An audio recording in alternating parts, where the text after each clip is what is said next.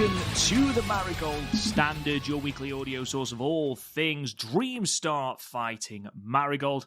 I'm your host, Rob Goodwin. I'm joined as ever by Mr. Matt Turner. Matt Turner, we have officially broken through tournament season. Have you survived?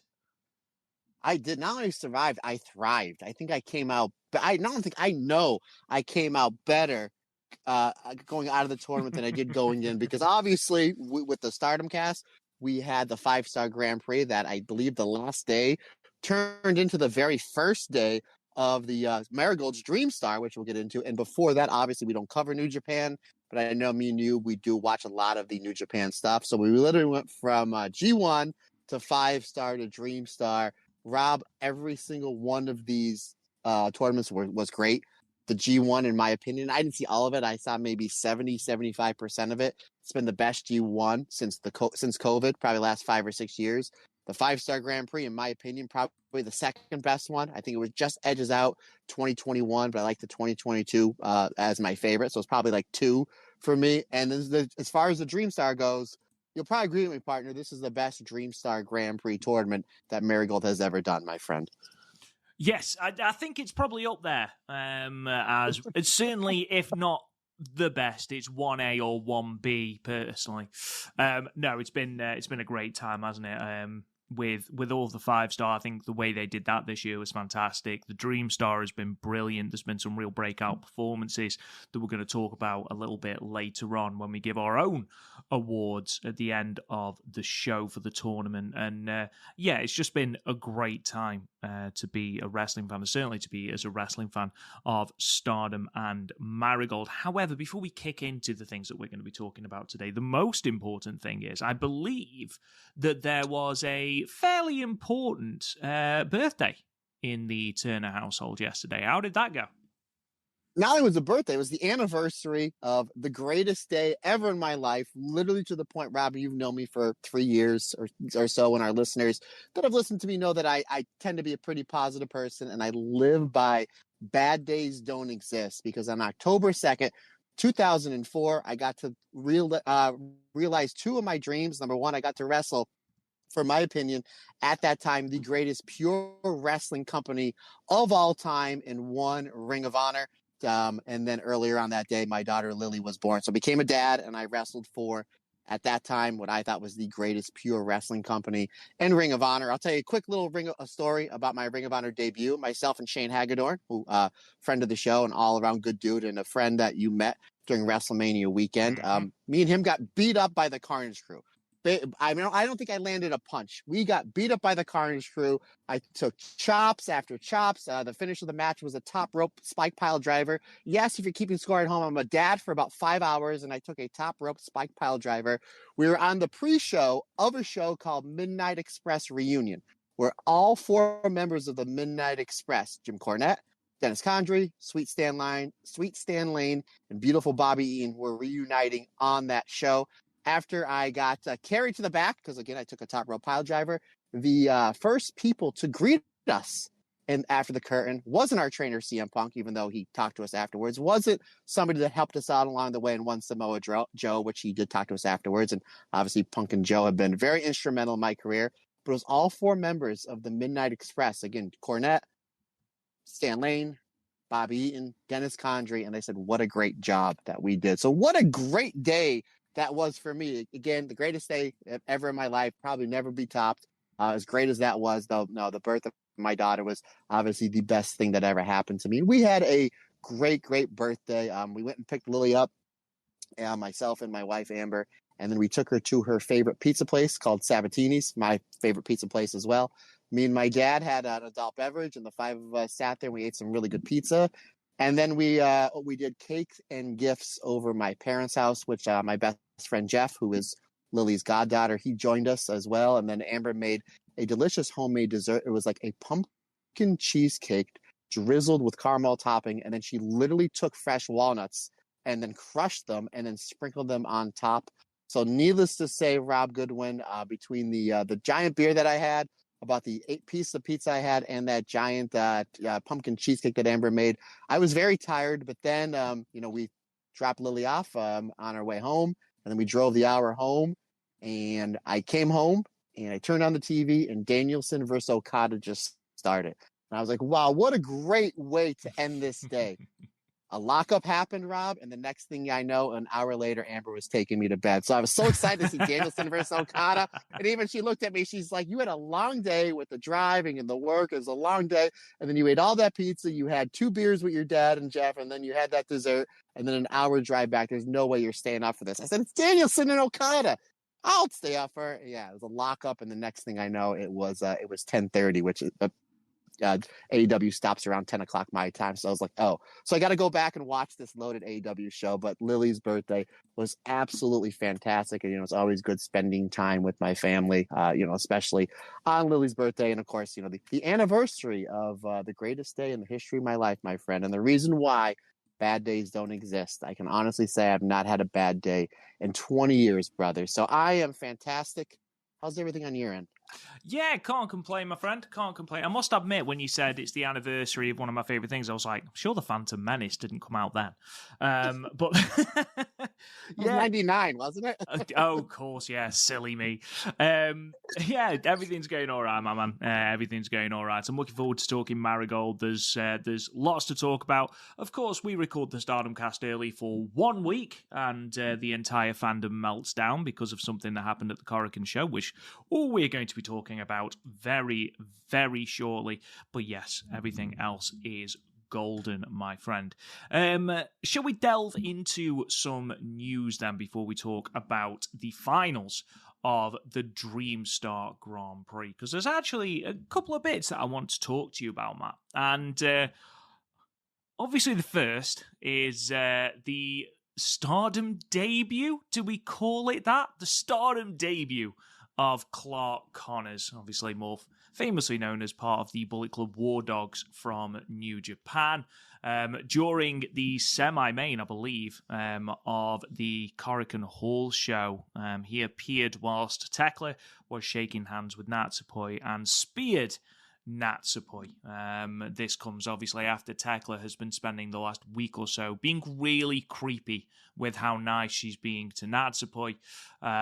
Basically, following this, Tekla then took to the mic to tell Natsupoi that when she turned her back on Donna Del Mondo to join Cosmic Angels back in 2022, she broke Tekla's heart and made her cry, before emphatically declaring that this is the real Tekla and that Natsupoi is going to feel hate on Saturday. Now, the introduction of Connors and the addition of Connors to this storyline, I think it's safe to say has divided the fandom. A lot of outrage online. I think it's obvious that this is leading to Historic Crossover 2, which I think is 17th of November. It's towards that date anyway. It's the middle of November. Which I think if you've got Tekla and Clark Connors versus Natsupoi and another, I think that's great. Do I want Clark Connors getting involved in Nagoya?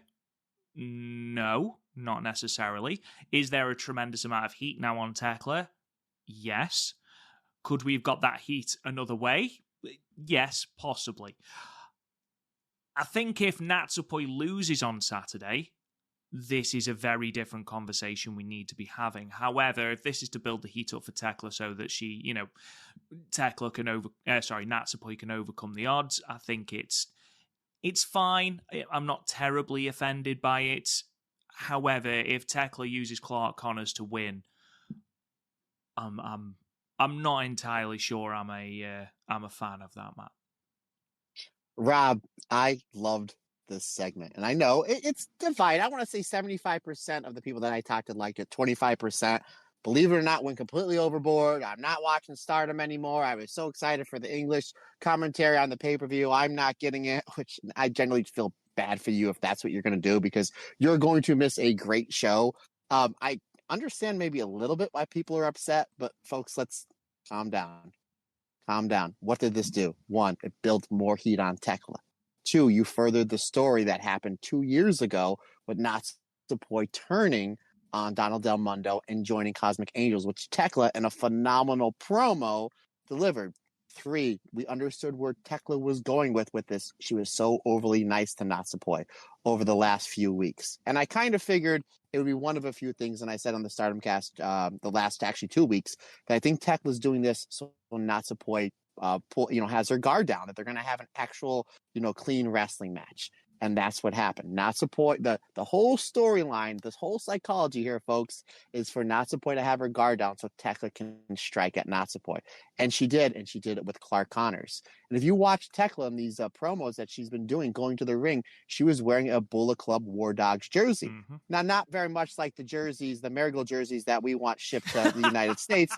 And we're going to get into that probably more detail later. You're absolutely right. This is building up for a match at Historic Crossover. Not only that, but you're getting more sympathy on Natsupoi. And guess what else you're doing with Natsupoi? You're going to unlock the Murder Pixie. This is going to be a very violent match. It seems like a lot of these matches on this show Saturday are going to be very, very violent. And the fact that we have our good buddy Walker Stewart doing the English commentary is just going to add to this show. And this adds to the storyline. Now, I don't know because I don't watch, again, just because there's so much great wrestling to watch with Marigold and Stardom. I don't watch enough New Japan to understand who's feuding with Clark Connors.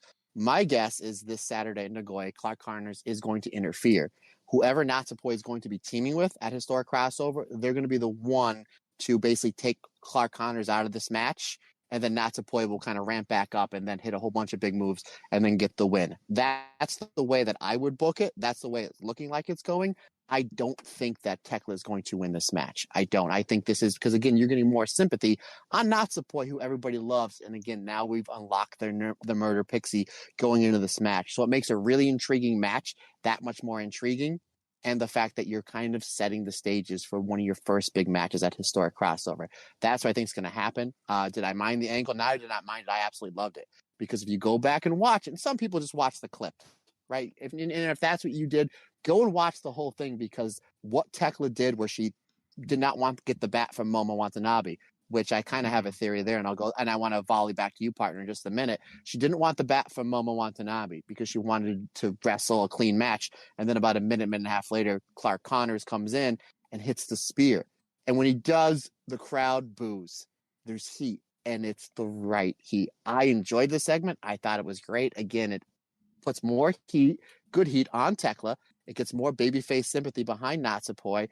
And we're building to, again, we're building a little bit more, not only to this match in Nagoya coming up this weekend, but we're going to be building towards a Star crossover. Now, you're right. Now, Clark Connors comes in, spears Natsupoi, and nobody comes in for the save, and Tekla wins the Wonder of Stardom Championship.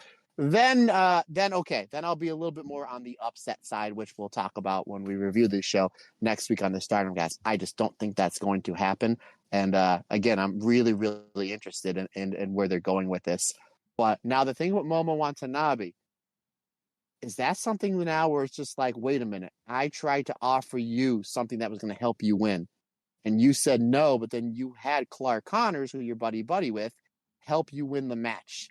Was that something that Momo Watanabe knew about, like in a kayfabe aspect, didn't know about? And is that something that's going to start putting the cracks in hate and eventually turn Momo Watanabe into a babyface? What do you think about that, Rob? Do you think that's somewhere where maybe that they're going, or was just something that kind of they just wanted to go on the left field here?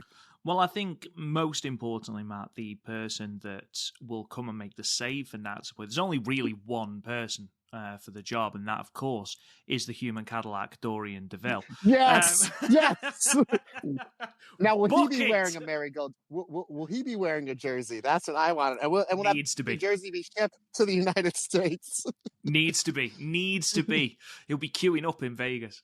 No, I don't know who is feuding with Clark Connors. I don't know whether it's United Empire. I mean, if we're going off last time we ran Historic Crossover, we had Uncle Yoshinobu Kanemaru coming in with the whiskey. Maybe it's him. Maybe we'll see for one night only House of Poi. House of Poicha? No, doesn't quite work. But I don't know. It'll be interesting. I know that I think a lot of people are. The thing they are concerned about is more New Japan interactions in Stardom. And I don't think that's the case. I think it is solely for this historic crossover show. I don't think we're going to be seeing, Toru Yano turning up and wrestling Yuna Mizumori, although that would be fantastic, and I would very much be happy with that. Toru Yano versus Fukigen Death. Tell me you wouldn't want to see that. Toru Yano versus Saki Kashima. Tell me you wouldn't want to see that. Kogama. Exactly. No, I think this is solely for historic crossover. Yes, it is a bit of a kick in the teeth that we're doing it at the at the sacrifice of what would have been a good singles match, a good clean singles match between Natsupoi and Tekla. But I think Tekla's a massive heel. It was never going to be a clean wrestling match, was it? She obviously had something planned. In answer to your question about Momo Watanabe, I do think you're thinking too literal, or thinking maybe delving a little bit too deep into it. I would love for it to lead to inevitable cracks in hate. I don't think it will do. I think it's just a case of, oh, you didn't take this, but you actually had a plan. Good thinking, Tekla. I think that's more what it is. However, you could take this story, a little bit further and have Momo be more and more uncomfortable with War Dog's sort of fraternization with hate, and that's what turns her face. But I don't think we'll have much crossover after historic crossover. But again, I could be wrong and have been on a number of occasions. We'll talk a little bit more about that obviously next week on the Stardom Cast when we do our Nagoya Golden Fight review. But moving to Marigold, couple of brand new cards have been announced. Obviously, we are just coming off the back of the Dream Star Grand Prix and heading on to Fantastic Adventure, the tour. We know that the first show is this week on Saturday at 176 Box Osaka. That is on video on demand and will be available the next day, 6th of October. And then, of course, they are at Corrigan Hall on the 7th as well. 2 title matches there. We talked about that on the Stardom Cast, but because of the way we've recorded this week, that won't be out till tomorrow. So, bit of a time paradox, but I apologize. Anyway, today, Marigold have announced 3 further cards for the Fantastic Adventure Tour. 3 consecutive days, October the 12th, which is a Saturday in KBS Hall, October the 13th in Act City, Hamamatsu, and then October 14th in Shibuya Ward Sports Center. That first night then in KBS Hall is as follows. Singles match, Miku Ano versus Rhea Sato. Another singles match, Kimomo Minami versus Myla Grace. A third singles match, Utami Hayashishita versus Nao Ishikawa. 3-way, Natsumi Shozuki, Misa Matsui, and Victoria Yuzuki. In tag team action, we've then got the Twin Towers, Koki Amare and Chikagoto taking on Nanae, Takahashi, and Kazuna Tanaka. And then in what looks like your main event, the champions, or will they still be champions? Who knows? Mirai and Mai Sakurai will be taking on Chiaki and Bozilla. Matt, what's your opinion of that card? Is there anything that immediately jumps out at you, my friend? No, it's a lot of really, really good wrestling there, and considering the fact that we should call it the Fantastic Voyage Tour. I think that little nod to '90s rap star Coolio. I think we should call it the Fantastic Voyage Tour because we're on a roll here, folks, on the Marigold standard. A lot of really good stuff there. Hopefully that it looks like Marigold is taking advantage of all this buzz they have coming off this fantastic Dream Star tournament, and especially the final show, which we're going to talk about here in a little bit. But yeah, it really seems like we're building up some newer wrestlers. Obviously, Mai Sakurai making it to the finals. Obviously, a lot of really great stuff going on. Miko Ano, Natsumi Shozuki, and then we're building obviously towards a few Red Belt Championship matches from Sari as well. And then we got some tag team title matches coming up in the next handful of weeks, and just building a lot of the tag division, what they're doing with Victoria Yuzuki. So I think these cards are just going to continue to build a lot of the members of the roster. And again, hopefully they, the attendance, they can take advantage of the great buzz coming off this fantastic tournament, my friend. Yeah, I'll ask you a question in a moment just regarding these cards. Moving on for a moment to Act City Hamamatsu. Three-way match, Myla Grace versus CHIAKI versus Komomo Minami. Bozilla versus Chika Goto. Tag match, Kazuna Tanaka and Victoria Yuzuki versus Misa Matsui and Rhea Sato. Now Ishikawa versus Mai Sakurai in singles action. And then a blockbuster six-woman main event again. Koki Amore, Miko Ano and Natsumi Shozuki versus Utami Hayashishita, Mirai and Nanae Takahashi. That main event is going to be very, very good, Matt, isn't it? And genuinely, I think a little bit of a dark horse is Mai Sakurai versus Naoya Ishikawa, especially if Naoya Ishikawa really turns up like we know she can. Yeah, I was getting ready to say, obviously, that main event is going to be one that we're going to be like, wow, that was terrific. But I wouldn't be shocked if that was probably listed as the semi-main of a absolutely red and white hot Mai Sakurai and Naoya Ishikawa if they have a match that really, really steals the show. But yeah, it looks like it's a pretty good card. But really, what I'm looking forward to, you just mentioned Naoya Ishikawa versus Mai Sakurai, and then that main event, that six-woman main event really sounds tasty. So again, another really solid card, but yeah, I'm really looking forward to Sakurai and now Ishikawa, because I think now is the time, pun somewhat intended, now is the time to start pushing Ishikawa, because I think that's the whole losing streak that she's on. I think that story's kind of run its course. She's fantastic in the ring. She has a lot of, for lack of a better word, passion in the ring, considering the fact that she teams up with the passion package herself and one Nanae Takahashi. I think this could be really a big breakout match for Naoya Ishikawa on this show.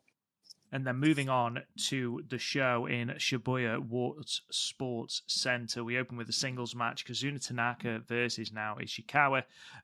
We go tag match, Natsumi Shozuki and Myla Grace versus Rhea Sato and Misa Matsui. Tag team match, Mirai and Mai Sakurai versus Utami Hayashishita and Victoria Yuzuki. Yes, please. And then in six-woman action, you have got Chika Goto and Koki Amore teaming with Miko Ano against the heelish threesome of Nagisa Nozaki, Bozilla, and CHIAKI. Matt, what are your thoughts on that particular card? Who is Utami and Yuzuki wrestling again, buddy? I'm sorry. Mirai and Mai Sakurai. Oh, the tag champs. That's not maybe that's not for the belt, is it? Maybe. Oh, come on. You know what they can't. You know what they can do on that one is if Mirai and May retain, that can be almost an eliminator match. That would be a really, really good tag title match. Again, you're trying to take advantage of this great tournament that you're having. Utami winning, Yuzuki's one of the breakout stars. Sakurai made it to the finals. Mirai, even though she didn't make it to the finals, had a really, really good outing because it's Mirai and she's terrific. So you can really take advantage of maybe having Yuzuki pin. Man, if I'm booking, Rob, I'd have Victoria Yuzuki do the rolling arrow pin on Sakurai, because Sakurai is maybe the second biggest star in this company. We'll get into that in a little bit. I'd have her pin her clean in the ring and then lead that to a tag title match, maybe at a Korakuen or something like that. So this way you're taking advantage of this great buzz that they're having, and then you're going to want to sell tickets.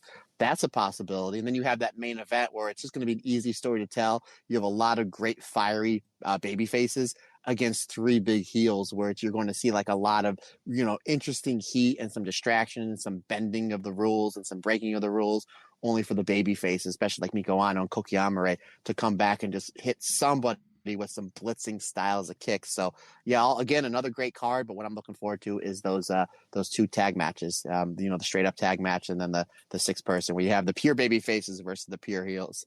Easy story to tell. But that tag match with the tag champs, maybe, against Utami and Yuzuki is really, really interesting to me. Yeah, I've never really thought about it like that, with you mentioning Mai Sakurai being the second biggest star in the company. But I suppose with what we are going to talk about, she needs to be in the conversation. I suppose that'll be a conversation we talk about a little bit later when we go on to our show review. But interestingly enough, you speaking about Yuzuki, obviously on this final card that we are going to be talking about, Victoria Yuzuki has a match with Nori. And I actually put in my notes that I hope this isn't the last time we see them in a singles ring, and obviously they have a fight afterwards, they have a brawl afterwards, so it does look like they're building to something, and they are indeed, as the Japanese social media for Marigold announced that Victoria Yuzuki will have a rematch with Nori, but not in Marigold. It's going to be at LLPWX, or at least that's where the press conference was. It was at their dojo to announce the cards for Shinobu Kandori's 60th birthday celebration. And it was announced that Victoria Yuzuki from Marigold will be competing against Nori. The pair got into another fight during this and then had to be broken up by Shinobu Kandori, which very much gives me the vibes of your nan taking you and a sibling out shopping and then having to break you up whilst you fight. Or that might just be me and my brother, I don't know. But that is going to be Monday, November 18th, 2024, Tokyo Dome, City Hall. Nori versus Victoria Yuzuki. Matt Turner, if their match on this final show is anything to go by, this could be a very, very, very tasty match. Rob, hold on. Let's pump the brakes here. We can't gloss by what you just said. So I need to know. The public need to know. Did you and your brother get into a fight somewhere, and then your nan had to break it up? Oh, and was this fight over a baseball jersey? That's the questions that need to be answered. We're hoping, ladies and gentlemen, for those who are just like going, why do they keep mentioning the jerseys? We're hoping that if we mention it enough, it will manifest. And Marigold, when they come over to Vegas in April, they will bring a whole bunch of those jerseys. We're hoping if we keep mentioning it anyway, even if it's just to shut us up. But yeah, oh God, yeah, the amount of times me and my brother fought, unbelievable. One of my nans would just tell us to stop being such idiots, and would hit us with crutches or walking sticks or whatever was nearest. And then my other nan, which I think is worse, just ignored us. And I think that might be worse. But yes, that was that very regularly. Very, very regularly. But that was the vibes I was getting here. Just sit down. Or there is that scene in Brooklyn Nine-Nine where Holt turns around in his chair and he goes, now you've done it. You've made me turn my chair. And that gave me that vibes as well. But anyway, Victoria Yuzuki and Nori, Matt, it's going to be a great match. Yeah, and you know what? Maybe they can very much do what they did with Sendai Girls and Stardom, where you did see with not Mikuano, oh my goodness, Soriano and Mikuwada, excuse me, geez, it's an interesting day. Soriano and Mikuwada, where they would have one match in Stardom and one match in Sendai Girls. So if we can get two more matches out of this, we do one match in PW and one match over in Marigold. I'm all for it because these two have great chemistry, and they left this match with me wanting more. And not only did we get that because we kind of had an abrupt ending in a good way in this match.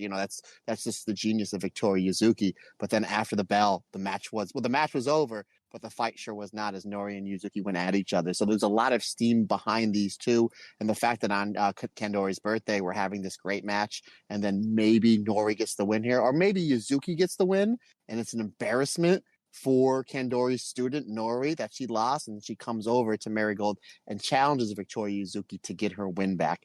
That would be a cool way to go about it. Obviously, we're going to get the one match out of it, which technically the second match out of it, which I'm fine for because these two had great chemistry. Again, on the show we're going to review here on the Dream Star final. But if we can get like a 2 or 3 match series out of it, I'm all for it, brother. Yeah, absolutely. Because again, their match at Nagoya was absolutely brilliant. Really enjoyed it.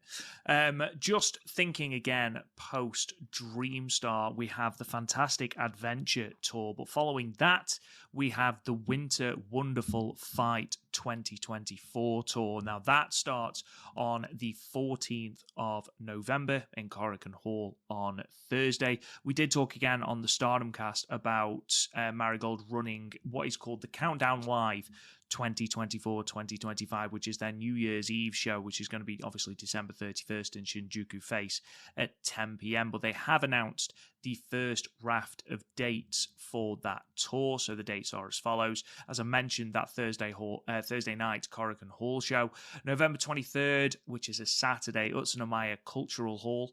On Thursday, November the 28th, Eastern Friend Park.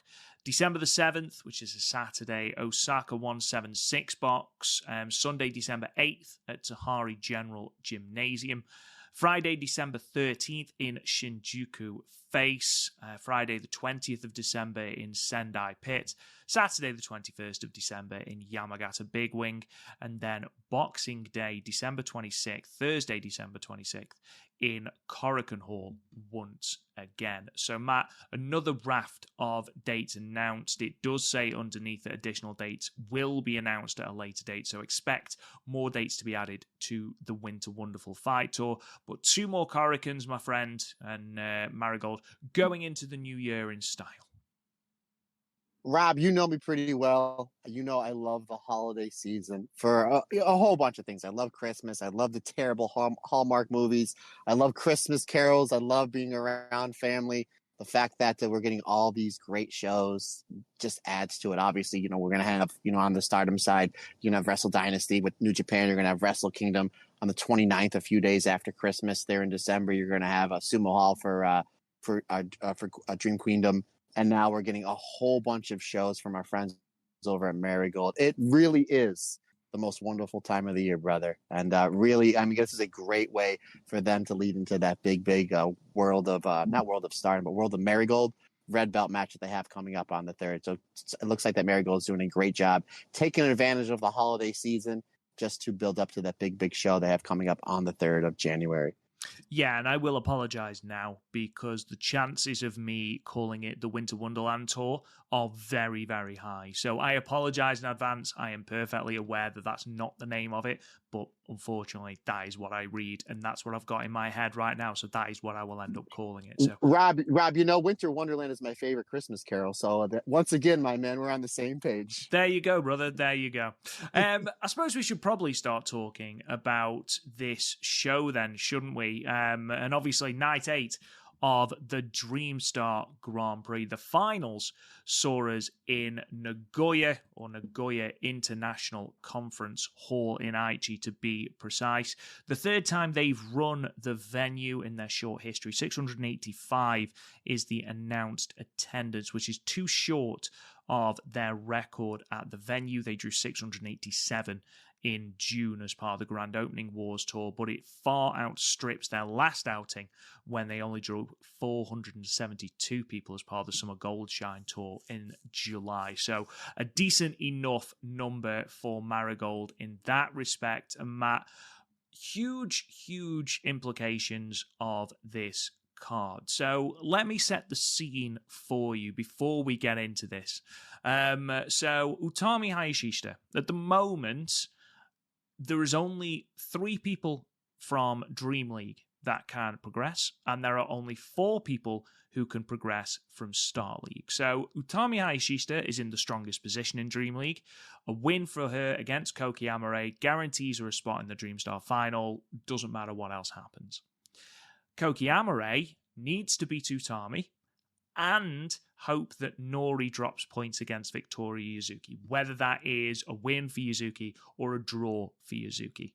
If Nori wins, that eliminates Koki.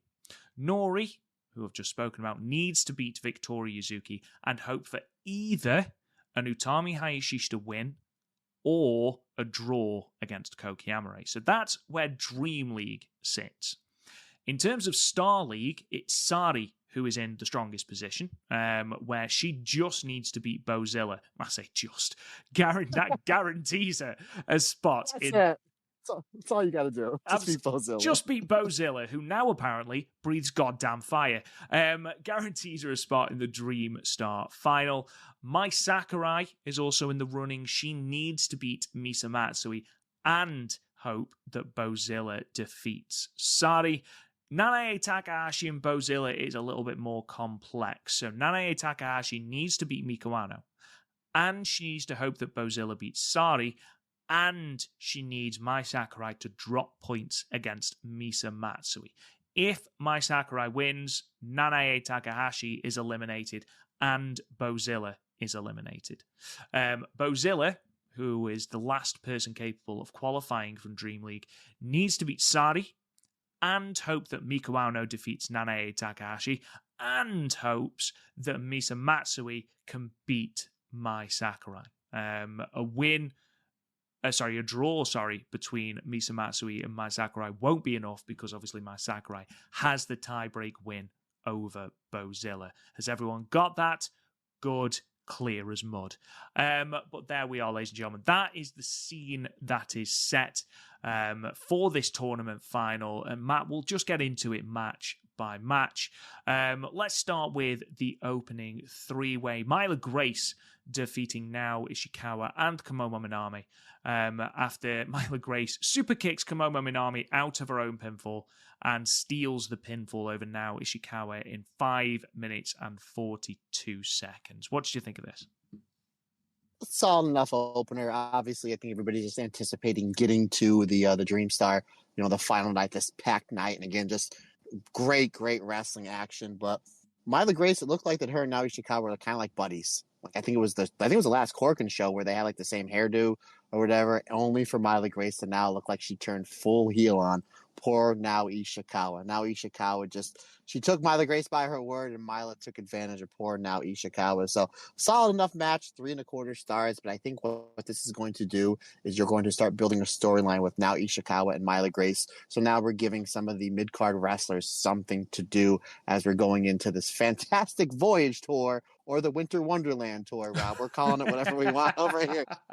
Which again is really interesting because Myla Grace, boy, I mean, she's we say this every week, and I'm going to say it again. She improves leaps and bounds each and every show, and where she was now compared to a few months ago, not only as far as in-ring, but character work as well, is really something else. And now Ishikawa is fantastic. So this match on this really big show, almost in front of 700 people, if this is they use this to build towards a Myla Grace, Nao Ishikawa program, which it looked like there was, I'm all for it because these two are terrific in the ring. Again, 3.25 stars, but what I'm really excited for is what the future holds for Myla and Nao moving forward. Because obviously these two, and Komomo Minami as well, haven't been involved in the Dream League. So do we think that is a program we're heading towards? And do you think, because obviously the big thing at the moment for Nao Ishikawa is that she still hasn't been able to get that pinfall win. She's been a part of wins in Marigold, but only when she's been in a tag team, ordinarily with Nanae Takahashi. Do you think that this is where Nao gets that first pinfall with a feud with Myla Grace? Because this is something that's happened quite organically. I mean, I know it's on the undercard, and, in the grand scheme of the Dream Star, people might have overlooked it, but obviously it's happened quite organically because it's sort of all stemmed from Nao Ishikawa accidentally bloodying Myla Grace's nose in real life and blacking her eye out. Do you think that that's where Nao gets that first pinfall? Yeah, and I think that's what it should be. And it shouldn't be the first match. We should be building tag matches, 6-person matches, maybe even a big singles match. Again, maybe at a Corkin Hall, or if they want to come when they come back to Nagoya, that's a possibility. You can do it there. But you build it, and then you now get the big win, and then put some steam behind Nao Ishikawa. But yeah, I totally agree. I don't think it's going to happen right away, nor should it. Let's get some more steam behind Myla Grace, because she's doing some really good stuff, and just use this program between the two to elevate not only Nao but Myla Grace as well. Yeah, absolutely. To give them a program on the undercard, I think, is very important as well, because even though they're not part of the tournament, they're still part of your roster. And, we talk a lot on the Marigold Standard about, wanting to elevate those people on your roster to, the right level, to the level of your Utamis, your Mirais, and now obviously your Mai Sakurais. And whilst I don't think that Nao Ishikawa and Myla Grace and Komomo Minami are going to be elevated to that level, it is important that they're still given something and not just seen as lower card pin eaters, because they're so much more than that. And I think giving them a story like this really does work and does help them in the long run. Moving on then, we move to match 2. All of these now are Dream Star Grand Prix block matches. The first one from Dream League, in fact, the first 4 are from the Dream League. Natsumi Shozuki moves to 7 points, defeating Chika Goto, who stays on 2 with the diving double knee drop in 7 minutes and 46 seconds. Obviously, Chika Goto flying high off the back of her defeat of Koki Amare in Korakuen Hall, but comes face-to-face with the Natsumi Shozuki, Matt, who I think it's fair to say is in absolutely no mood to play, is she? No, Chikagoto comes out. She's all sorts of hard hitting, and then Natsumi Shozuki uses basically what brought her to the dance, that quickness, that explosiveness. She uses that to get the first advantage on Chikagoto. Chikagoto then is able to hit that giant swing that's just fantastic, and then Natsumi Shozuki is she ramps up the violence in this one, and Chikagoto does a good job almost matching her with the violence, but eventually though it just becomes a little bit too much with that absolutely blitzing style of Natsumi Shozuki with the soccer kick, with the massive double foot stomp. Just the blitzing strikings that Natsumi Shozuki does with the Samatos. Just her offense really works well with Chikagoto in this one. These two had really, really good chemistry. I thought this was a terrific match and a great way to get this tournament started. On the final night, I had it at 3 3/4 stars. I thought this was an excellent effort from both Chikagoto and Natsumi Shozuki. Yeah, I enjoyed this, and I enjoyed it because Natsumi Shozuki seemed to be on a one-woman mission to almost embarrass Chikagoto, and especially at the start, she's angrily taken to task by the Superfly champion. Now, Goto obviously gets back into the match with a series of hip attacks, gets off the giant swing and the chokeslam, but only at the second time of asking. But Shozuki, everything she does to Chikagoto is laced with this extra layer of anger, rather than just doing her her rope elevated knees that she does. She did that 3 times. She kicks Chikagoto so hard in the chest and the midriff before she hits that diving double knee drop. It felt like she proper had beef with Chikagoto, almost as though she wanted to make an example. She couldn't qualify for the tournament final, but finishing on a strong point, especially with a title defense against Victoria Yuzuki on the horizon, I think that was really important for Shozuki as well. A good tournament for Goto, even though she's only ended on 2 points, but Natsumi Shozuki obviously ends on a high. Next match 3, Dream Star Grand Prix Dream League match. Victoria Yuzuki moves to 5 points, defeating Nori, who stays on 8 points with the rolling arrow in 5 minutes and 58 seconds. This eliminates Nori from proceedings, which then makes Utami and Koki a straight shootout for the Dream League top spot. Matt, I thought this was another really good match, but actually I quite enjoyed the fact that you could see almost the enormity of the situation almost getting to Nori. Victoria Yuzuki is eliminated, can't qualify, and she wrestles with the freedom coming of, what's the worst that's going to happen? I'm already out. Whereas for me, at least, especially at the start, despite rattling off a few warning kicks, it felt like Nori was wrestling with a lot of pressure on her shoulders, which may explain the quick roll-up finish and the match going less than 6 minutes. Yeah, the psychology here was genius, and considering the fact that they probably knew going into this match there's going to be more.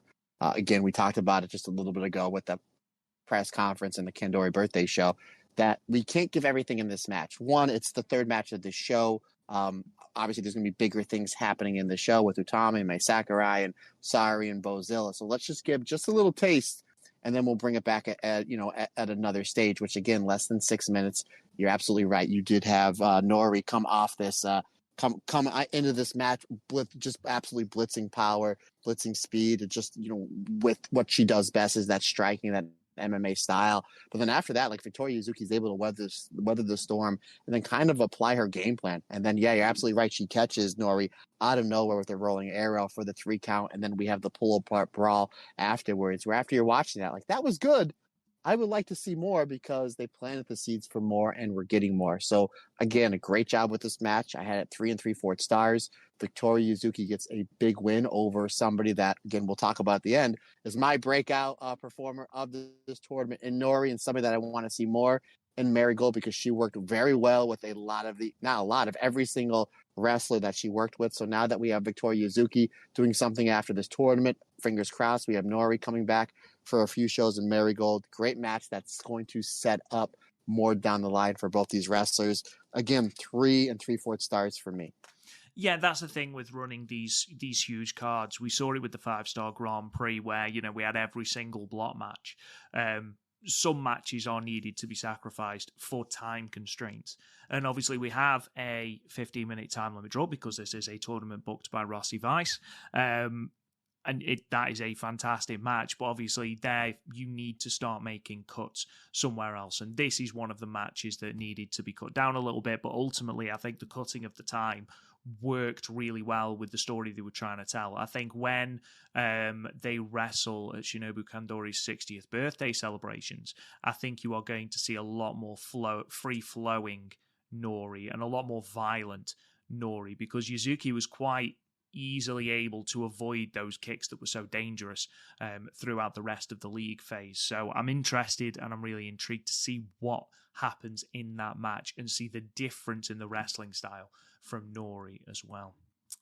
Rob, real quick, buddy, if you were invited to this Kandori birthday show, what would you give Shinobu Kandori as a birthday present? Ooh, that is an interesting question. A dartboard with Akira Hokuto's face on it. Oh, you know what? That's a good gift, but I would have maybe given her a baseball jersey. Maybe that's just me. This is a softball, buddy. I thought you saw it coming. You proper took me by surprise then. I was like, I don't know, Shinobu Kandori. What do you give a woman who could let you beat you into a pulp with her bare hands? But yes, I think she would really, really, really value a baseball jersey in men's size large, probably a Natsumi Shozuki black and red one. Moving on then. Now, Dream League match. Mirai and Nagisa Nozaki ended a double countout in 12 minutes and 10 seconds. Both women end on 8 points. Now, this at the moment, Matt, I don't know if you've seen, on Cage Match, currently has a 3 rating, which is quite harsh, in my opinion. Now, as an initial emotional reaction to the end of this match, I hated the end to this match. Because I believe Mirai deserves a lot better than to close out the tournament, in which he's been an undoubted highlight. Once I'd calmed down a little smidgen, it's worth noting that both these women's tournaments are already over. Neither have anything to wrestle for in reality, so why not set up a program for them after the Dream Star? Having CHIAKI intervene on Nagisa's behalf, something we've not really seen her do previously, and especially not in her previous Dream League matches. It does signal a strengthening in their allegiance, and maybe that's ahead of a potential Marigold Twin Star Championship challenge. Sure. In an ideal world, I would have loved Mirai to be in the hunt at the top of the block come the final night. But she's only young, has a bright future, a great many Dream Star Grand Prix tournaments in that future, one of which I am 99.9% sure, this is wrestling after all, that she wins. Unfortunately, when you have a tournament and you have 16 wrestlers in that tournament, you can't necessarily push everyone. And even though Mirai is ridiculously popular, one of my favorite wrestlers in Marigold, who benefits from the push more, Koki Amare or Mirai? Because I would argue that Koki Amare has benefited massively from the push that she's gotten during this tournament. Yes, extremely disappointing finish. Proper wet fart of a finish, especially, and I know that you are going to hate this, they were out of the ring for a hell of a lot longer than 20 seconds. But overall, yes, Mirai might not have had the best ending to the tournament, but looking at it as a positive, Koki Amare has been elevated. So, you win some, you lose some. And I imagine that if not next year, the year after, Mirai will be in the conversation to win the tournament without a shadow of a doubt, Matt. Yeah, I mean, here's something you have to think of too, Rob, is that, again, you're developing new stars, right? We're developing new stars. And Koki Amare needed that win over Mirai. Mm-hmm. We didn't think Mirai was going to win this tournament. We know she'd have a good tournament, win, lose, or draw, right? So you need to elevate somebody. Again, Mirai is somebody that we've been watching since 2022. In Stardom. Stardom is whether you like this company, that company, whatever. Stardom is the biggest Joshi wrestling company. They're one of the biggest, I think, top 4 or 5 biggest wrestling companies in the world. Whether you like them, dislike them, or not, the numbers don't lie. So Mirai, 2-time winner of the Cinderella tournament, won the pretty much won just about everything other than the 5-star and the red belt. Won the white belt, the goddess belts, the artist belt. So you need to be taking somebody and like, okay, who can we elevate in this tournament and have Mirai help elevate? Koki Amare. And to me, it worked. I don't think you're going to disagree with me. I'm pretty sure 99% of our fan base agrees that Koki Amare got elevated huge in this tournament. A lot had to do with that fantastic match she had with Mirai and beat Mirai 1-2-3 in the middle of the ring. So yeah, Koki Amare did get elevated. And we need to start building new stars coming off this tournament. They did a really good job with a lot of these wrestlers, especially Koki Amare. So as far as this match goes, I saw a lot of people didn't like it. And Rob, how I watched this show is literally the Stardom Corkin show that had Tony Storm's return started an hour before this show. So on my laptop in the podcast room, I started the Stardom show, and then an hour later, I put this on my iPad. So I didn't get a chance. I think right when the Utami match finished is when the Stardom show finished, and then I was able to go and have 100% full focus on this Dream Star show, and then I went back and watched the rest of the matches for the Dream League. But I kind of benefit a lot of a lot of people telling me how supposed bad this Mirai versus Nagisa Nozaki match was. I was like, Nagisa Nozaki's pretty good. She's really good. Mirai's Mirai. So there's no way this match could be bad. And I watched it and I was like, I don't know, maybe it's just my positivity. Maybe it's just me. Maybe because I really like these wrestlers. I enjoyed this match quite a bit. I actually had it 3 3/4 stars. It was hard hitting. It was really good. I understand the whole double count out. People didn't like it. People wanted Mirai to get more points. I understand that. Mirai has a really great fan base, and rightfully so. She's definitely earned her fan base. But to me, this match wasn't. Again, I'm always looking at the future. Like, what is this match building towards? We know both these wrestlers are out of the tournament going in. You had a really good, hard-hitting match between two great wrestlers, and you had CHIAKI was kind of interfering at the end there. They had her in front of the camera quite a bit when they were out of the ring for way more than 20 seconds. Eventually led to the double count out. So that didn't bother me. If they were out there for a minute and it didn't lead to a double count out, maybe I would have been like, what are we doing? But it ultimately led to the double count out. The ref gave it enough leeway till it's like, okay, now I've given you enough leeway. I have to do the double count out. To me, this is going to lead to a program with Nagisa Nozaki and CHIAKI versus Mirai and Mai Sakurai for the tag belts. That's where I think it's going. And again, you have Utami versus Koki Amare coming up next. You have Bozilla. We're building her up towards a red belt match. Possibly Nanae, Takahashi, and Miko Ano running it back for the white belt. And then obviously we are crowning Mai Sakurai, not as the winner, but as your kind of next big main eventer. And again, we'll get into it.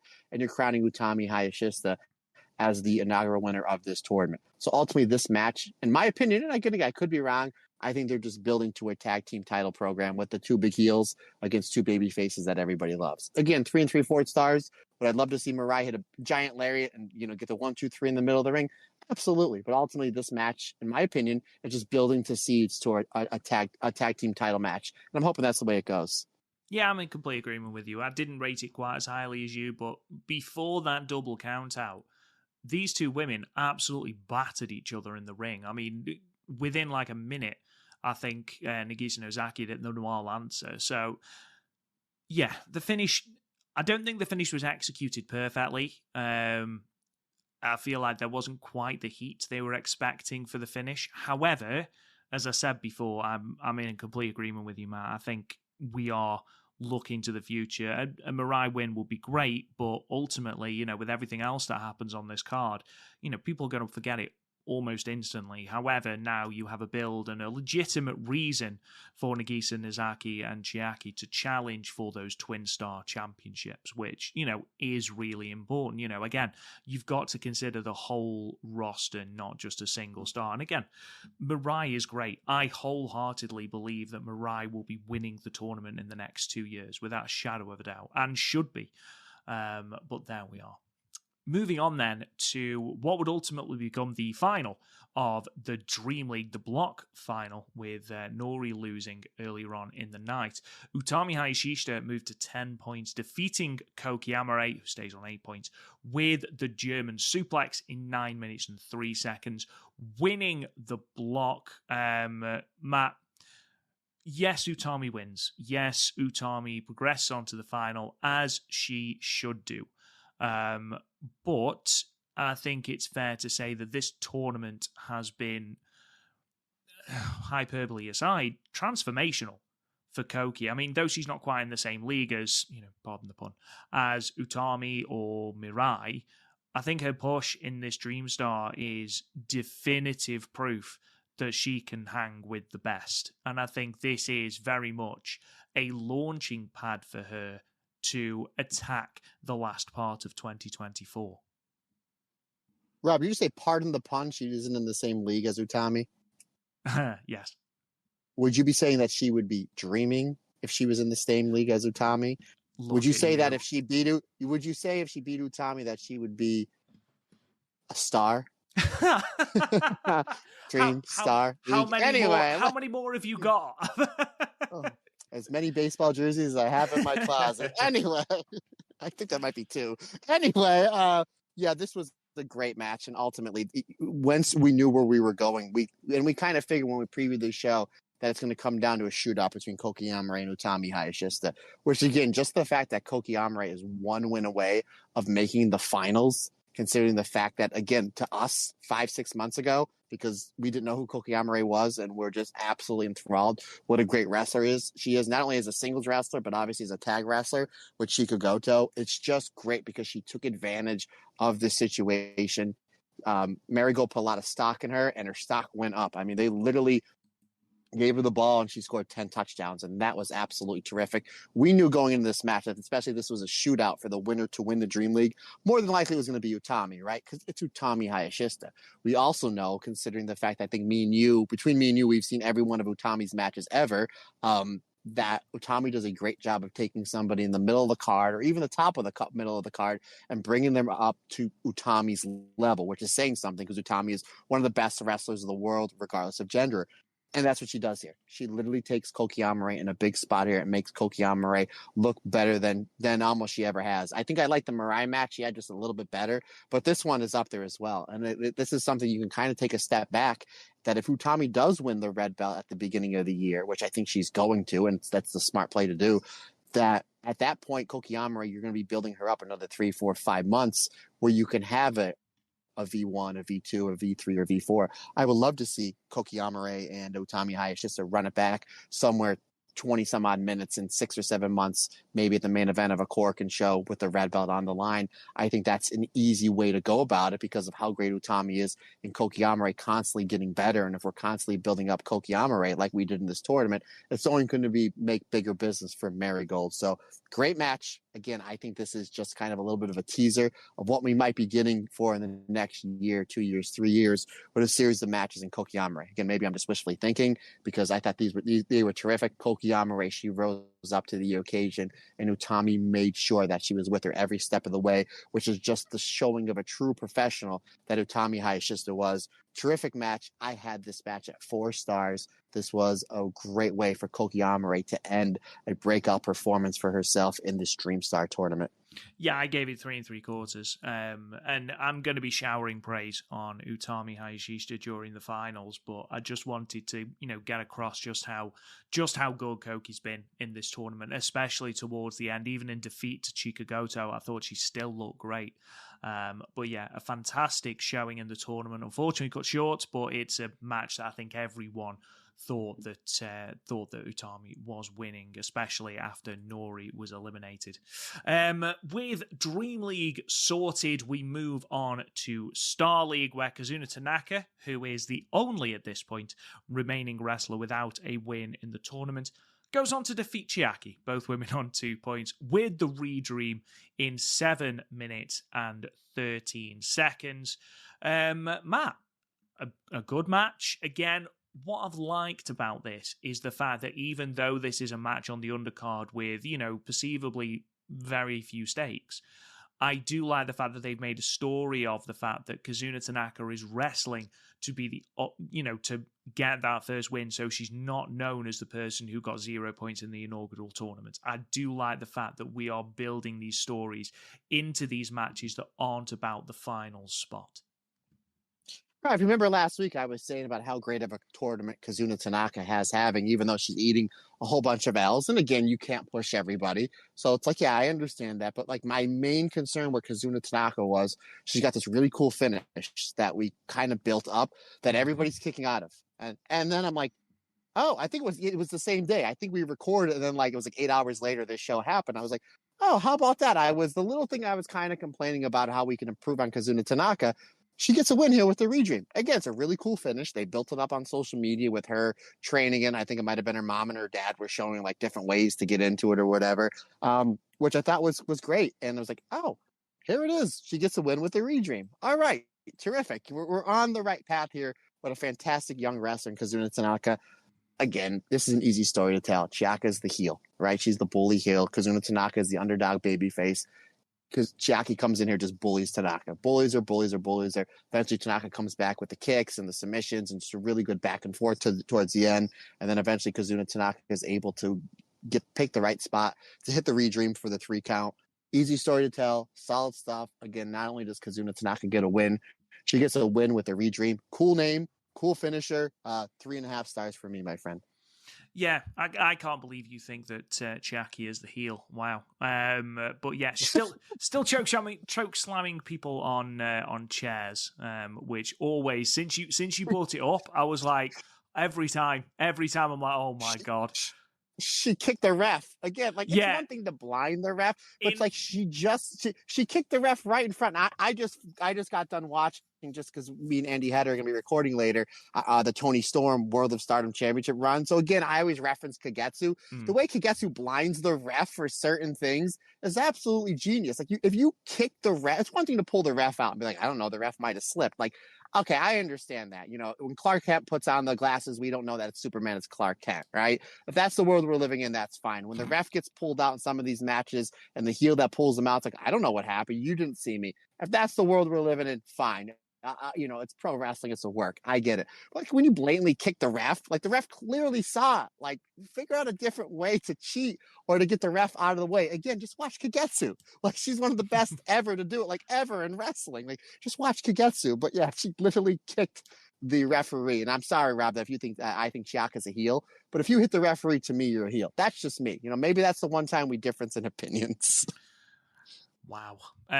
In CHIAKI's defense, I think the way that the match was structured, she kicked the ref, but in her defense, oh my goodness, I want to hear this. Lawyer Rob Goodwin. There we go. Right, Your Honor. No, in her defense, Tanaka, the way that they were supposed to do it, because I rewatched this match because I realized I hadn't made my notes on this match. It must have been the last match I watched before I went to bed. Tanaka is going to hit a drop kick in the corner, and CHIAKI drags the ref in front of the drop kick. But Tanaka is short of hitting the ref, and the ref doesn't go down. So I think just as a cover, so I imagine in a perfect world what would have happened is that Tanaka would have connected with the drop kick and the ref would have gone down, allowing for that bit with CHIAKI and the chair. But because Tanaka was short with the drop kick and the ref didn't go down, CHIAKI sort of had to think on her feet and just think, I'm just going to kick him down. So I will give her, I'm not trying to say she's not a heel. Like, she then got a chair and chokeslammed Kazuna Tanaka, perhaps the most lovable person on this roster, onto a chair. But I think that might be the non-kayfabe reason that CHIAKI booted the ref in the face. So that is my the defense rests, Your Honor. Moving on to Mai Sakurai and Misa Matsui. Mai Sakurai moving to 11 points, defeating Misa Matsui, who stays on 2 points, submitting her with the STF in 6 minutes and 22 seconds. I think it's fair to say that the Rise of Sakurai, which sounds like a great Star Wars film, really has been something to behold in the early days of Marigold. And the fact that she has the chance to add to her growing resume by winning the Star League really is testament to just how much she's grown. Misa Matsui doesn't let her get the win easily by any stretch of the imagination, and her work of the leg makes for rather a compelling 6-minute sprint. It's an enjoyable sprint, but one that I think we knew where we were going with that. And once Sakurai locks in the STF, I don't think she's even got it in properly before Misa Matsui's tapping out. So a really good match, and I will stand by the fact that Misa Matsui throws a running knee better than anyone else on this roster. The height that she gets on those running knees, mwah, chef's kiss, absolutely brilliant. But I think everybody knew that Mai Sakurai was winning this match, Matt. Not you. You last week you said that Misa Matsui is going to win with the European Everyone, clutch. Matt Turner. Everyone thought. And the reason, hold on, and the reason I'm about to put you over. The reason why I'm saying that is I'm watching this match, and I thought in my head I was like 90% sure Sakurai is winning this match. And then when we did the preview, you're like, no, here's what I think is going to happen. So she gets that European clutch in, and for like 2 seconds, I'm like, oh, Goodwin's right. Rob's got it right. So you actually added. If you not said that on air to me, that it actually added to the match for that 2 seconds, because I'm like, oh my goodness, I think Rob's right. I think she's going to catch Sakurai here. And then once she kicked out, Sakurai comes back. She hits the Shining Black for the 2 count, and then into the SDF. And I love how she chains those 2 big moves back to back and gets the tap out. But yeah, I was just going to, because you did last week that you said that I think this was going to happen. She's going to catch her at the European clutch. And when she got her in the middle of the ring, and Sakurai did a great job of selling it like she can't get out, I'm like, Goodwin. The attorney Rob Goodwin over here, I think he might got this one right. The attorney Rob Goodwin, that might be your new gimmick, brother. I think he might got it right. So I was on the edge of my seat for those 2 seconds, because obviously Sakurai was my my pre-tournament pick to win that block. But then obviously, she comes out, hits the Shining Black, and gets the STF. Yeah, really good match. You're absolutely right with Misa Matsui's knee. It's very much like the Kenta knee and the Bryan Danielson knee, with kind of maybe just a little more speed towards it, because she's a little bit faster than those 2 wrestlers. But then again, other than maybe Izumi and Mei Seira, is there any wrestlers faster than Misa Matsui? But yeah, excellent match. Really good stuff between these two. Mai Sakurai and Misa Matsui, they had a really good match. Terrific chemistry between the two, and ultimately a big win for Mai Sakurai, as now she's just kind of sitting and waiting to see what happens with Sari and Bozilla. My rating was 3 3/4 stars for the limited time this match was in the ring, and I understand why. I thoroughly enjoyed it, and they maximized every second that they had in the ring together. Yeah, and I will just, going back to the match previously, I will just do a little mini victory lap, because I did say that both Kazuna Tanaka and I did say Kazuna Tanaka would win with the roll-up, and I said something else would happen as well, but I can't remember what it was now, because I'm flustered at the fact that you managed to get the finalists and the winner right, and basically exactly how you predicted, but twice. I did it off. I did it in the 5-star as well. Yuzuki. I knew that Yuzuki would roll Nori up with the rolling arrow, and I said that the Redream would come into play against CHIAKI. So I will take a little bit of a victory lap. Absolutely, Your Honor. But yeah, I did enjoy this match. Misa Matsui, considering she's rocked up only 2 points over the tournament, and for the most part, she's sort of been, second, third from the bottom in terms of match placings. I don't think, has she had a single main event? I don't think she has. But she's still been very, very enjoyable. And obviously, her story isn't necessarily the Dream Star, especially not at the moment. Her story is, building herself back up for that inevitable rematch for the Superfly Championship. So even in spite of that, I think she's been incredibly entertaining, incredibly consistent as well. And that's something that come into the fore here as well, that consistency. Moving on then, we move into the business end of the Star League. Now, the victory for Mai Sakurai does eliminate Nanae Takahashi. So there isn't actually, he says in inverted commas, that much to wrestle for these two, Miku Ano and Nanae Takahashi. You would not know that to watch this match, because it ends in a time limit draw, 15 minutes. Miku Ano moves to 9 points, Nanae to 10. And these two women, absolutely destroy each other for 15 unrelenting minutes. Matt, this match encapsulates everything I love about professional wrestling. It's another enormous feather in Nanae Takahashi's cap, and it is a coming of age for Miku Aono. She's had great matches against Mirai. She was good against Bozilla. She had a great match with Sari in Korakuen Hall. This, however, I feel is her piece de resistance. Their confrontation at Korakuen Hall following Miku Aono's draw with Mai Sakurai, it was all about, I'm going to show you passion to Nanae Takahashi. And we get that a lot. We, don't know if anyone notices, but Nanae Takahashi's gimmick is fairly rooted in passion. But it was all about, I'm going to show you who's best. I'm going to show you not to overlook me and things like that. And there's a moment in this match, it's my highlight, where Nanae has obliterated Miku's leg. Absolutely obliterated it. And the highlight for me is watching Miku Aono snapmaring Nanae Takahashi and repeatedly kicking her in the spine, despite the obvious pain she's in, the obvious discomfort in her leg, because she is that damn stubborn. She is that damn set on proving to Nanae Takahashi, Joshi royalty, that she should be taken seriously. And it's such a great moment. It sets the standard for the rest of this match. Just an incredible match. Loved it. 4.5 stars, Matt. One of my matches of the tournament. And it's between this and Sari versus Miku Aono. I think Miku Aono is another one who's had an absolutely fantastic tournament.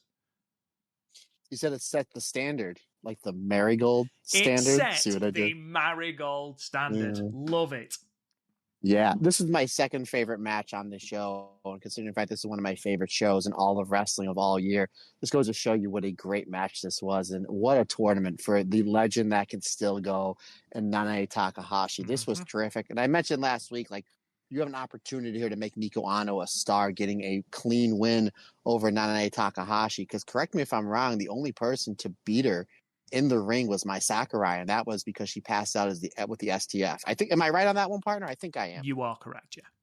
So I think with Miku Aono, like maybe hitting like a bunch of kicks, especially again, you mentioned with Nanae Takahashi doing a great job doing the leg work on Miku Aono, but Miku Aono's like, leg be damned, I'll worry about that tomorrow or later on in the match after the adrenaline wears off, which I love. I love that fighting spirit where it's like, I'll worry about it later. It just goes to show you how much sympathy that you would have for somebody that's like, leg be damned, this is how important this match is to me. I thought that Miku Aono would have gotten the win with a bunch of blitzing kicks, and I thought maybe she should have.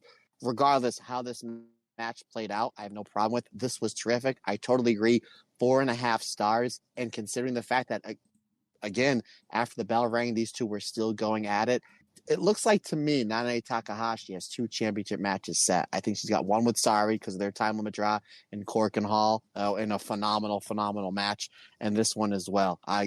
We're still building stars. Sari is obviously a huge star, but it looked like, I think with Sari probably getting the win, successful title defense over Nanae Takahashi, and then you build this one back up and do Miku Aono versus Nanae for the pure white belt, with Nanae eating both losses in the championship matches, because we mentioned before, she doesn't need a championship. Maybe her and now Ishikawa as the Twin Star Tag Champs, I wouldn't say no to, but as far as these 2 single belts, keep elevating the talent that you're elevating, right? But Miku Aono here, absolutely elevated. Again, even though, in kayfabe, she's the second best wrestler in this tournament, in this company. Sorry, because she's the red belt champion, and the Miku Aono because she's the pure white belt champion. But yet, we still elevated her. We elevated her from the fact that she had all these great 15-minute matches, different matches, hard-hitting matches, great technical matches. We saw different selling. We saw Wild Brawl with her and Sakurai in Korakuen Hall, so we know that if it gets down and dirty, she's got no problem getting to that style. So we saw different levels of Miku Aono. We saw her on the offensive. We saw her, on the defensive, being a sympathetic babyface. So we got to see a very well-rounded tournament for Miku Aono, and Nanae Takahashi, again, just was over-delivered as always. And you say it every show, so maybe it's my turn to say it. The fact that she's doing this where she's fantastic, she's terrific, but this is the best Nanae we've seen in the last 3 or 4 years. It really, this Marigold company really ignited more passion, for lack of a better term, in the passion package that is Nanae Takahashi. Yeah, I totally agree.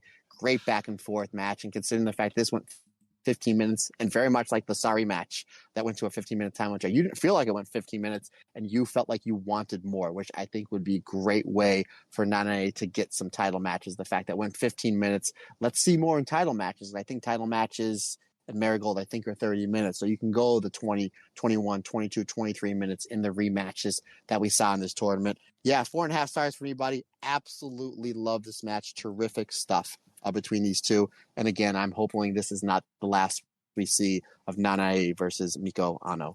No, I sincerely doubt it will be. I just want to point out as well that there was a news story that said Nanae will be taking it easy after after the Dream Star, after August, I believe was the exact date. So, yeah, that's clearly happening. But yeah, absolutely incredible match. Really, really good. I felt like I needed a cigarette after it.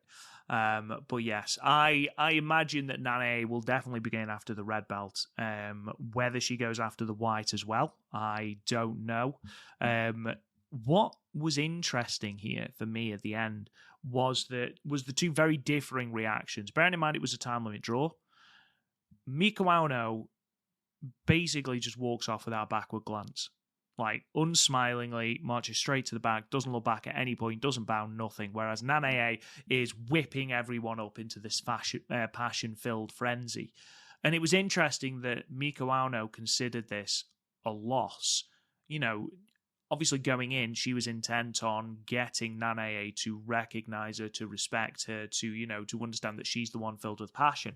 And clearly doesn't think that she's achieved that goal. And I think that as well as the fact that she's a champion and hasn't been able to beat someone, I think will lead us to another match. Whether that is for the title or whether it's one of these passion injection matches, I don't know. But I am very, very excited to see them run this back again. Because again, you're absolutely right. You hit the nail on the head, Matt. This went 15 minutes and did not feel like it at all. It was brilliant. What again has become something of a block final with Bozilla already eliminated because of Mai Sakurai's win. Sari is the only one that can pass Sakurai. However, in this Star League match, Bozilla becomes the first person to inflict defeat on Sari, both of them ending the tournament on 10 points. Bozilla pinning Sari with the sit-out powerbomb in 9 minutes and 30 seconds. Now, Matt Turner, a question has often been posed. How do you make Bozilla even more terrifying? Well, you give her fire.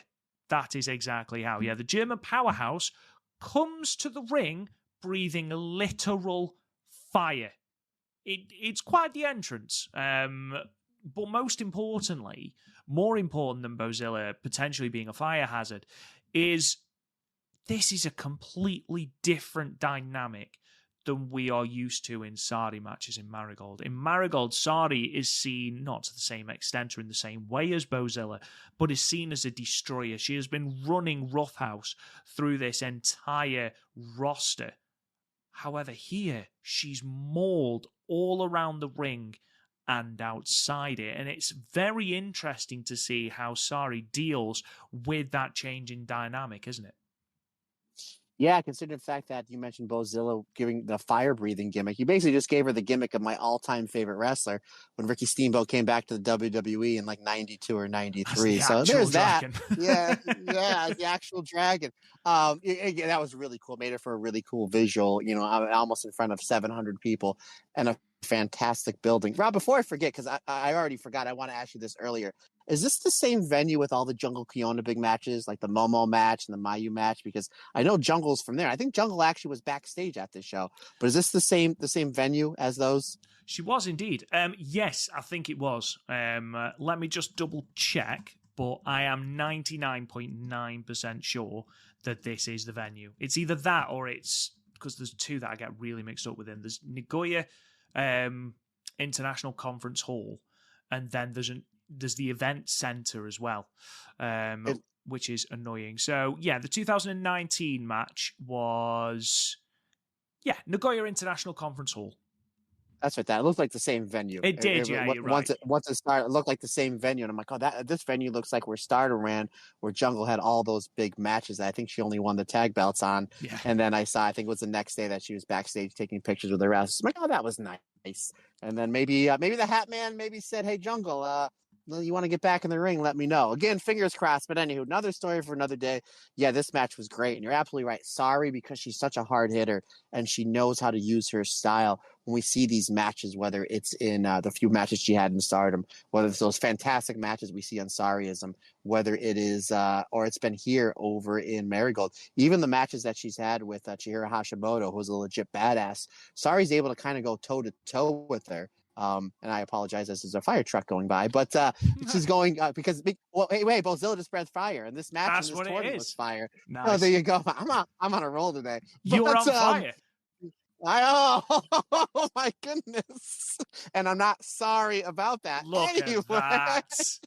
Anyway, what were we talking about? Yeah, pro wrestling.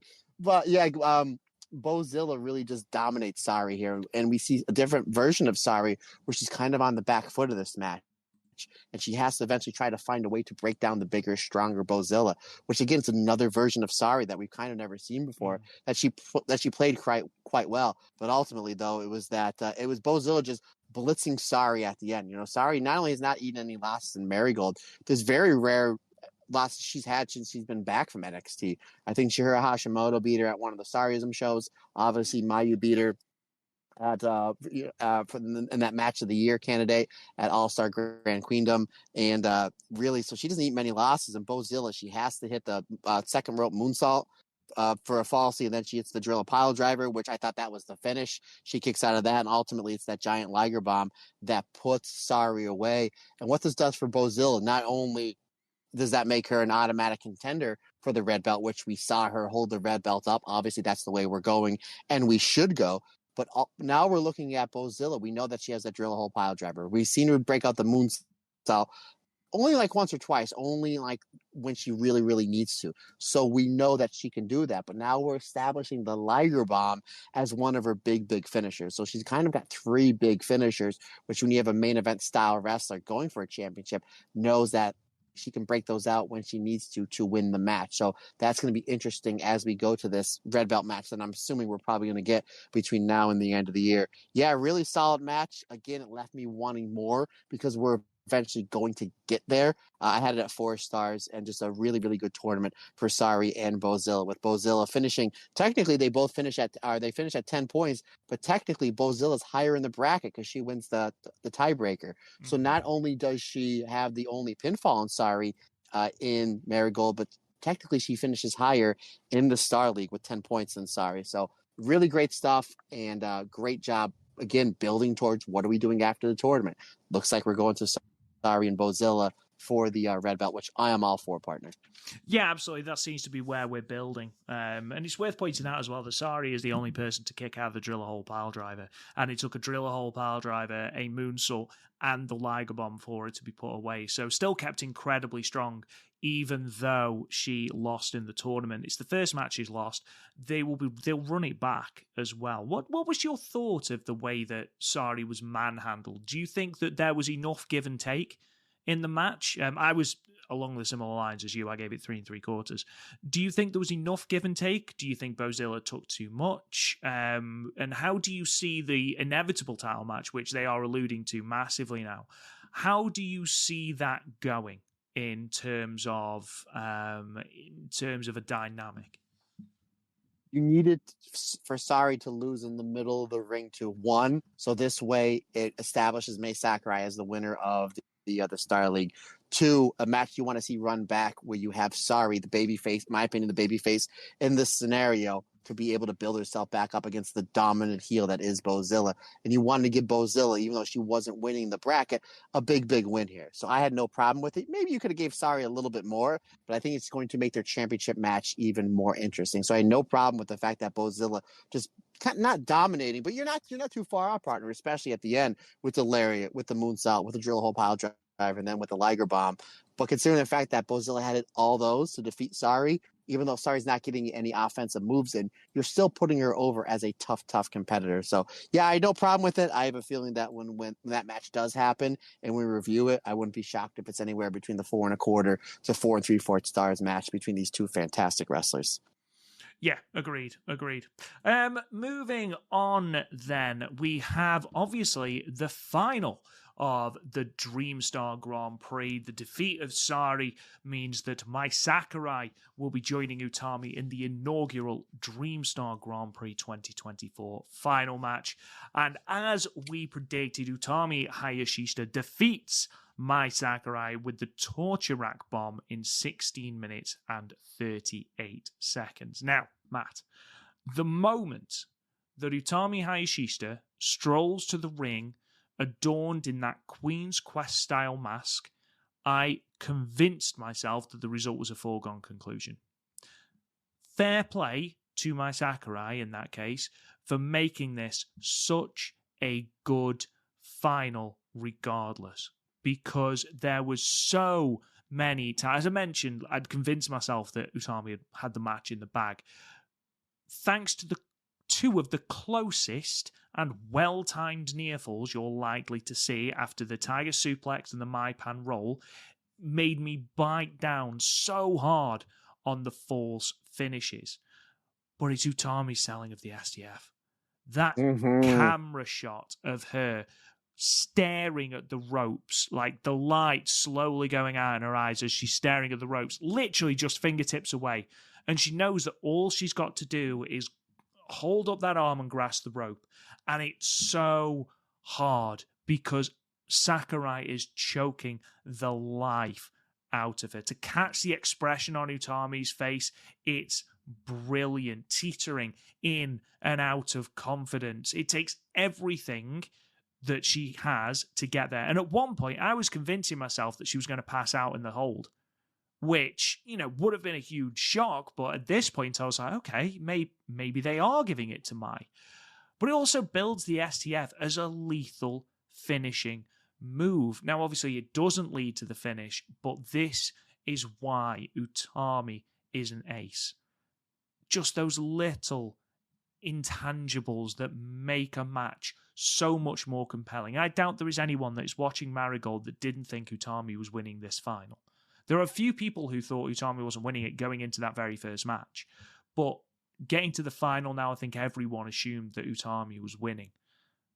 But that selling on the STF, it made me doubt myself. Those two very close kickouts, beautifully well-timed kickouts from the Tiger Suplex and the Maipan roll, it made me doubt myself, which is such an earmark of a fantastic wrestling match. And of course, it takes two to tango. And of course, I'm going to spend, a lot of time telling everyone about how good Utami is, preaching to the converted. But Mai Sakurai was so fantastic in this final. Like, what a year this has been for Mai Sakurai. And she didn't even win. That's how good she is. But overall, what a match, my friend. Rob, you're dead on with a lot of your thoughts here, because absolutely, not only did Mai Sakurai get over and Utami help her get over to that next level. And again, you can make an argument that she's the second biggest star in this company behind Utami Hayashishita. And again, it's debatable, right? I mean, she's up there with Mirai, in my opinion, as the second biggest star coming off this tournament. But not only did Utami help get Mai Sakurai, again, Sakurai was right there anyway. But then again, you get somebody, as I mentioned it 2 minutes ago, I'm going to mention again, one of the best wrestlers in the world, regardless of gender, and Utami Hayashishita, that pulls Mai Sakurai up to a completely another level. Not only does she pull Mai Sakurai up, and you just mentioned it perfectly, partner, she pulls up the STF. She pulls up the STF as maybe it's the best finisher in all Marigold. Choked out Nanae Takahashi. Almost got a win on Julia's final match in Japan before she held over to the WWE and NXT. But you're absolutely right. Like, when you talk about shows and you talk about matches, you always have like one image or one moment that stands in your mind. And again, this is one of the best wrestling shows I've seen all year in any company.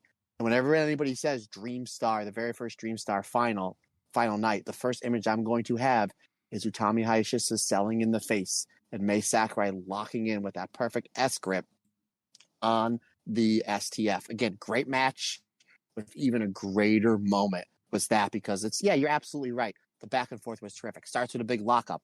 Great way to start a match, especially your final match. These two were kind of back and forth, but then Mai Sakurai able to overcome the early onslaught of Utami. But yeah, as this match is building towards the finish, she locks that STF on, and you're expecting, and it's in the middle of the ring, you're expecting that long crawl, and then Utami just dies, right? Just not dies, but like basically she looks like she's ready to go out. I'm like, oh my goodness, maybe this is where they're going. Like, and at the same time, we know how great of a seller Utami Hayashisa is, and I don't think we talk enough about how a great seller she is. And it was like for a few moments in time, I'm like, wow, they're going to go all in on Sakurai. I mean, again, it's Utami. She's already at the top level here.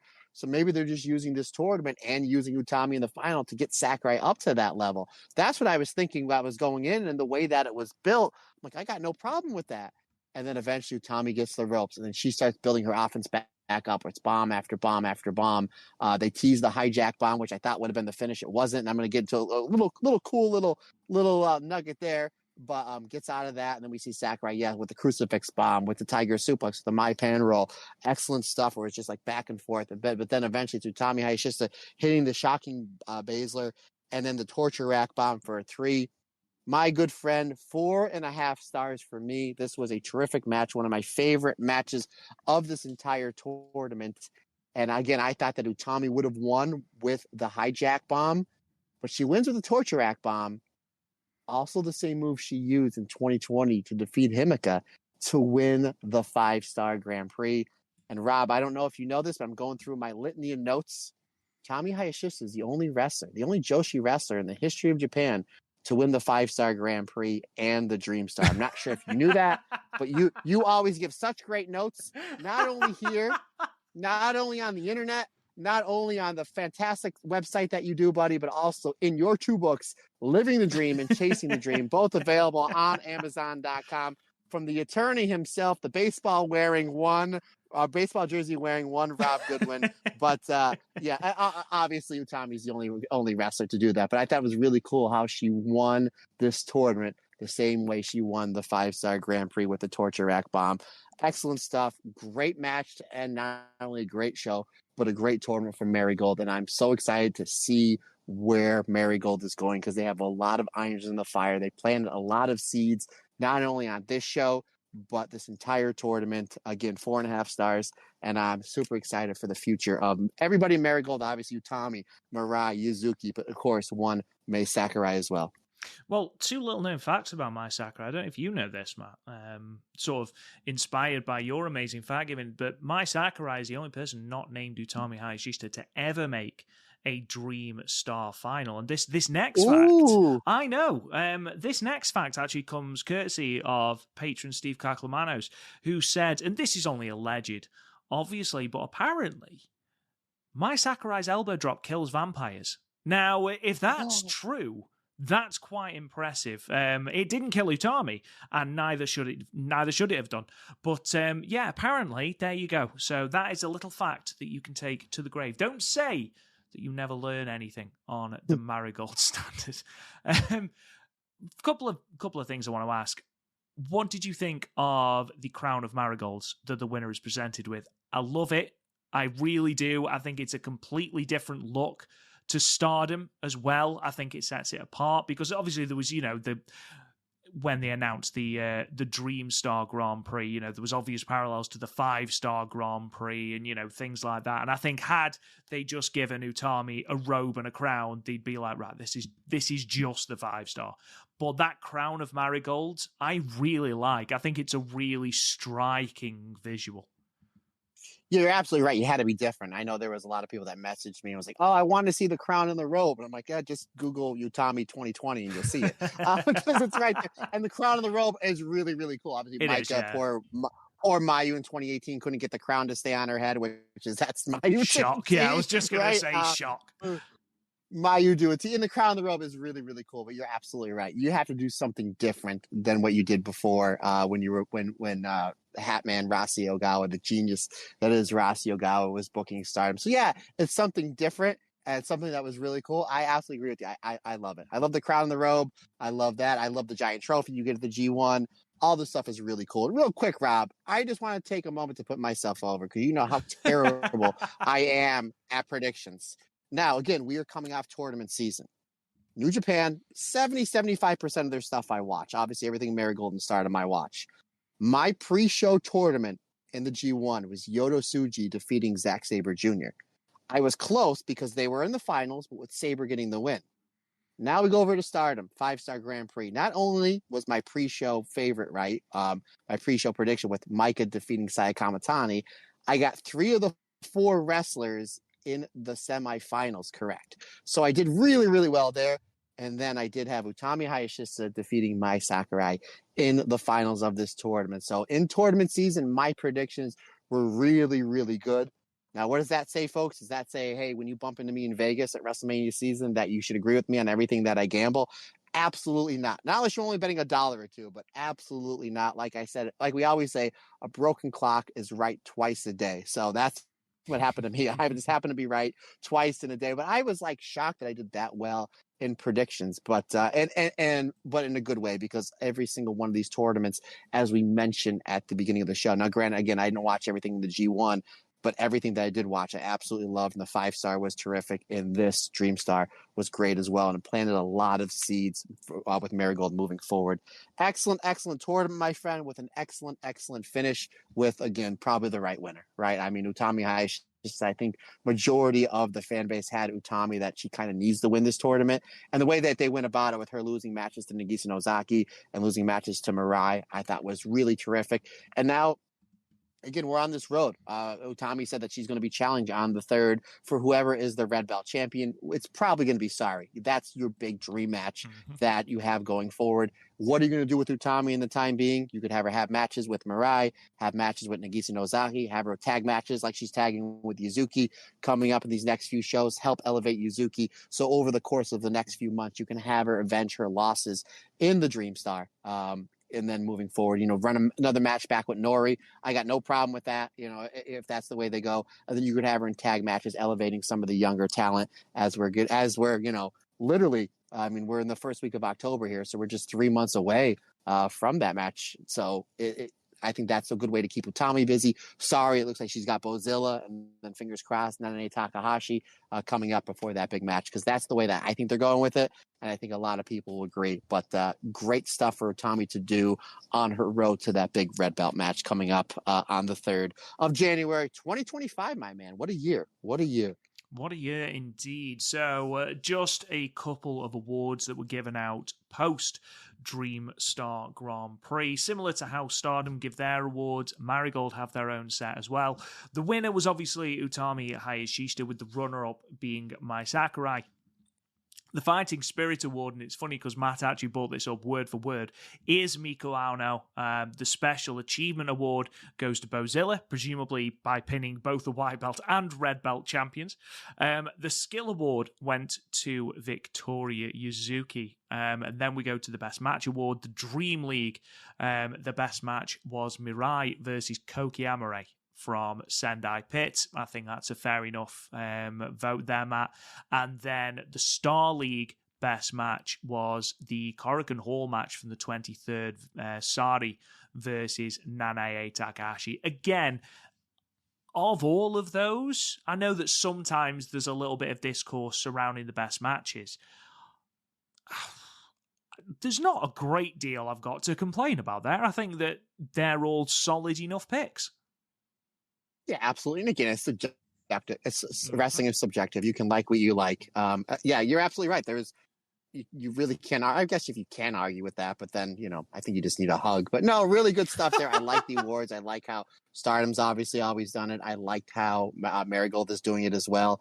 Rossi basically taking that creation and bringing it over to Marigold, because there's only one overall winner of this tournament, in Utami, right? But then you can also say, okay, well, who was the semifinalist? So Mai Sakurai, the winner of the Star League, kind of gets a pat on the back, and then you have other wrestlers that didn't make the final that had really good matches or really good outings. They get an little award as well, so that helps them boost them up on the finals of the show. So I like that. We've seen it with Azumi's always getting an award. Mayu always wins like the Fighting Spirit Award. So it's something really cool that even though there's only one winner of said tournament, you're basically putting over some other talent for having really good outings and really good matches, which ultimately I love. Yeah, absolutely.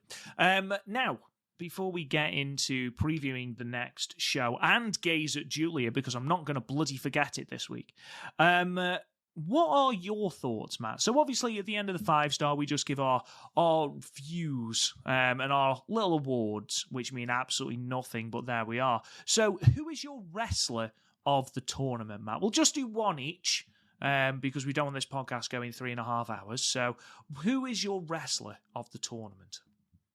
Nanae Takahashi. Bang on, mate. Bang on. Completely agree with you. I think Nanae, considering, again, she's at the end of her career and just has been rejuvenated and is able to have these fantastic matches. Incredible. Who is your breakout star? Breakout star. I mean, it could have went to Victoria Yuzuki, but considering the fact I'd never seen Nori wrestle before in a singles match, I gave it to Nori. I thought she was fantastic. Yeah, Nori was great. I think Nori, especially at the start, like the start that she had was really, really good. That draw with Mirai. I'm going to go with Kazuna Tanaka, probably a basic pick. I know a lot of people think that, but I think even in only getting 2 points, she was still having entertaining matches, still brought a lot of fire, a lot of desire, and was genuinely really entertaining to watch. And then finally, what was your match of the tournament? I think me, you, and about 90% of our fan base are going to agree on this one. Nanae Takahashi versus Sari. Yeah, 1,000%. There's a couple of different matches that, you could have picked. There's obviously Mirai and Koki Amare. I think that was really good, especially if you are to take Koki Amare into that. Koki Amare, of course, who I genuinely think was a forerunner for that breakout star sort of moniker. I think you could have had Sari versus Miku Ano. I think you could have had Miku Ano versus Nanae. There's quite a few different matches, but I think that Sari and Nanae match it stands out for its ferocity. And it was just, It was something completely different to everything else on in this tournament, to be perfectly honest. Mirai and Nori and Utami and Mai in the finals. I just want to give those a shout out because those are great matches as well. Absolutely. Final couple of things then, Matt. Gaze at Julia. Let's do it, my friend. We go to NXT, the debut on CW, and they made this announce that this was going to be the opening match, which was for someone who goes to bed really early. NXT starts at 8:00, so I was like, yes, I can watch this match and then call it a night. So thanks to everybody that basically told that put everything on social media that this was going to happen first. So we're not in Tulsa. We're in Chicago, home of my trainer, CM Punk, and this place is sold out. I don't know, there's 12,000, 13,000. These people are rowdy. Now the show starts off with not this match just yet, but Shawn Michaels comes out, massive pop. Again, Shawn Michaels, one of my favorite wrestlers of all time. And you see in the ring that there's a cloth over 2 belts. Shawn basically says it's a new era. So we have new versions of the NXT Women's Championship and the NXT Men's Championship. I'm like, because now we're on CW. It's going to be in front of more homes. Smart to do. And then Shawn Michaels cuts a great promo, and then he goes, Chicago, I just have one question for you. And you know what he's going to say, but he doesn't say it. Triple H shows up out of nowhere and says, are you ready? And the place goes nuts. Now, why I'm bringing this up is after they say, are you ready? The two of them point to the entranceway where Julia comes out. And I thought that was great. They have Shawn Michaels, one of the greatest of all time, Triple H, who is running the biggest wrestling company in the world. They come out at the same time and they do like the whole DX thing to a massive pop. They both point to the entranceway where Julia comes out. So they kind of brought Julia out for the first match, which again, what a feather in the cap of Julia to have that. She's the first wrestler that you're going to see on NXT for CW, which again, I think that is absolutely huge considering the fact that she's only had one match in NXT against poor Chelsea Green. But anywho, we get some great Julia versus Roxanne Perez for the NXT Women's Championship. Great technical wrestling to start. And then they go into almost high-speed mode with some fast 2 counts back and forth.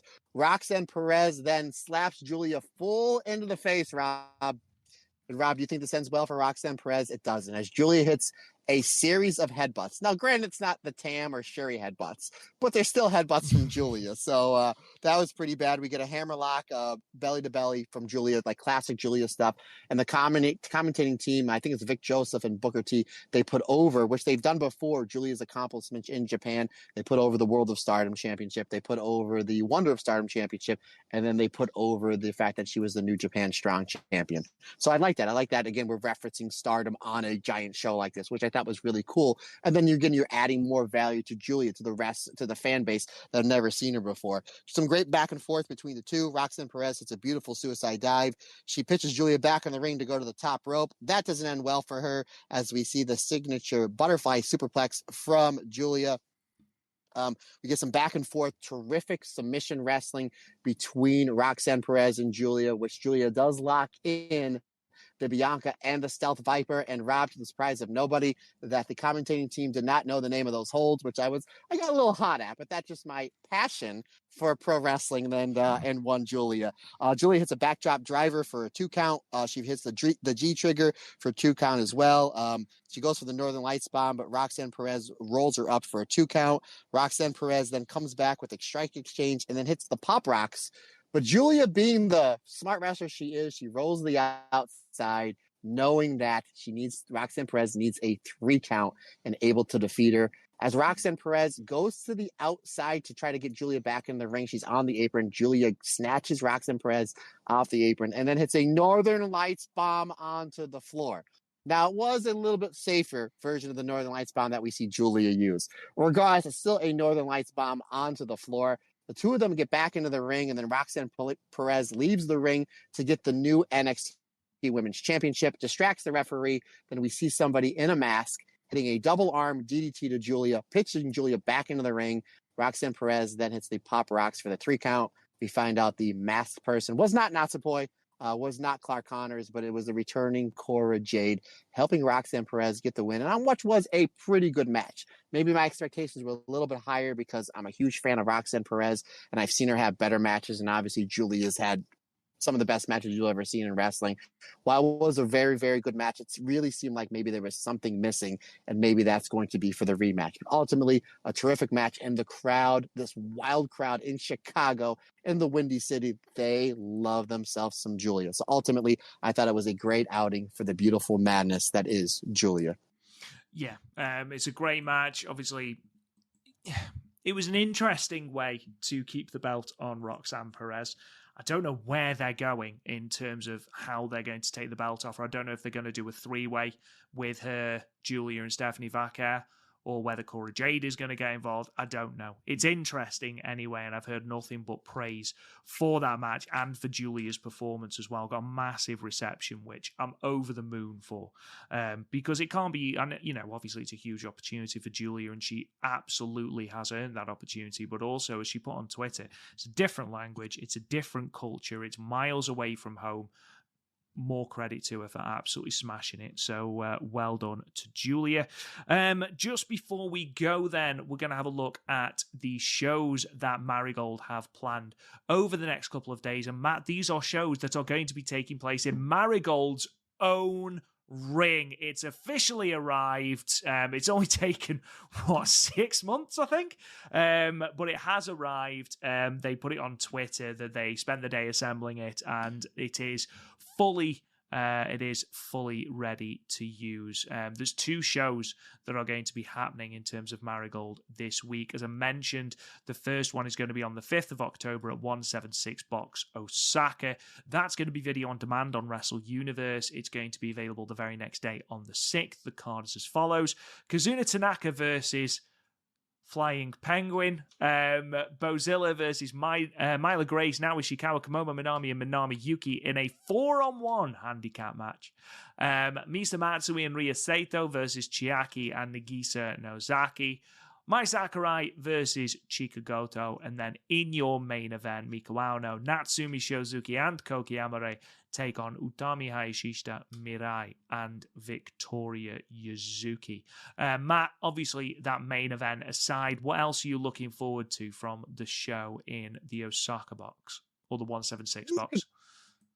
I'm sorry about that. But I'm looking forward to see what they're going to do with Flying Penguin. If this is just going to be like sprinkled in from time to time, or if they're going to put her in some stories. But regardless, as I made mention about a half a dozen times in this episode, Marigold is coming off a lot of great buzz from this tournament. So it's interesting to see how they move forward and capitalize off this buzz, and to see if the attendance goes up, because I really think that it will. Because, again, they planted a lot of seeds and they got a lot of wrestlers over in this tournament. And then obviously we have a Korakuen Hall show on Monday the 7th. That's going to be live with English commentary. 2 titles on the line. The full card is as follows. Ryo Saito and Komomo Minami versus Myla Grace and Minami Yuki. A Dream Star special rematch. Misa Matsui versus CHIAKI.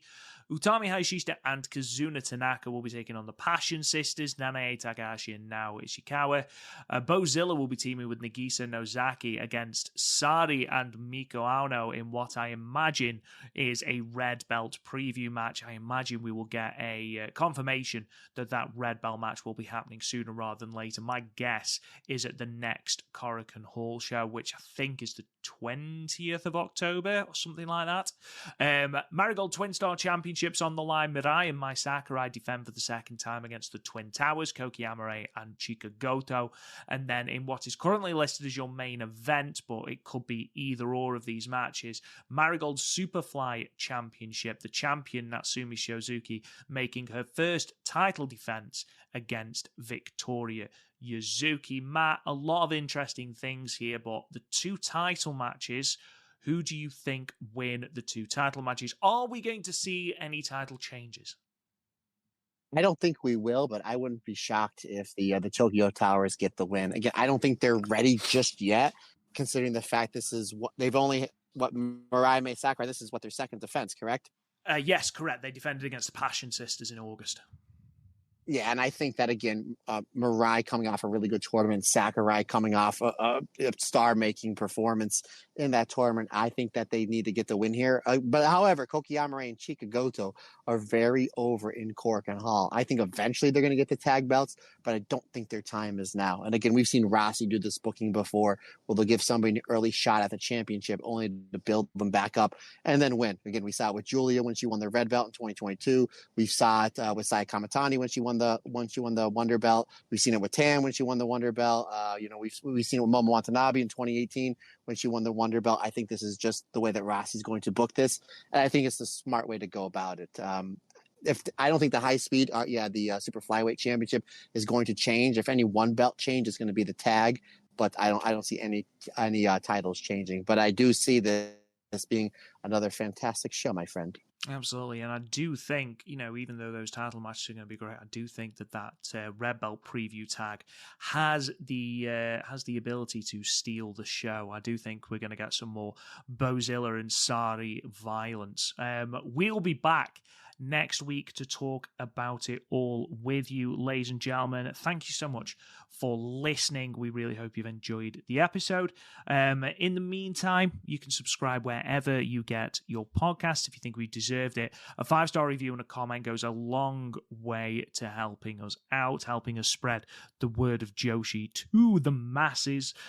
You can also subscribe to our Patreon, patreon.com/the StardomCast, if you want to get all of these episodes early and ad-free for as little as $1 a month. You can find us on social media at the StardomCast. Don't forget to check out the website, www.thestardomcast.com. The Marigold Standard has its own Twitter as well. It is at Marigold Podcast, where all our news and show reports are advertised, so make sure you go and check that out. You can also check me out on Twitter at RealRobGoodwin. Matt Turner, sign us off, good sir. Yes, sir. Folks, questions, comments, suggestions, anything you need from me, general chat, whatever you need, Matt Turner OF on the Instagram and or the Twitter is the best way to get a hold of me. If you want to shoot me an email, that's perfectly fine as well. The email address is thestardomcast22@gmail.com. And folks, that's going to wrap it up for another episode. I hope you enjoyed our fantastic review of what was a terrific tournament for Marigold.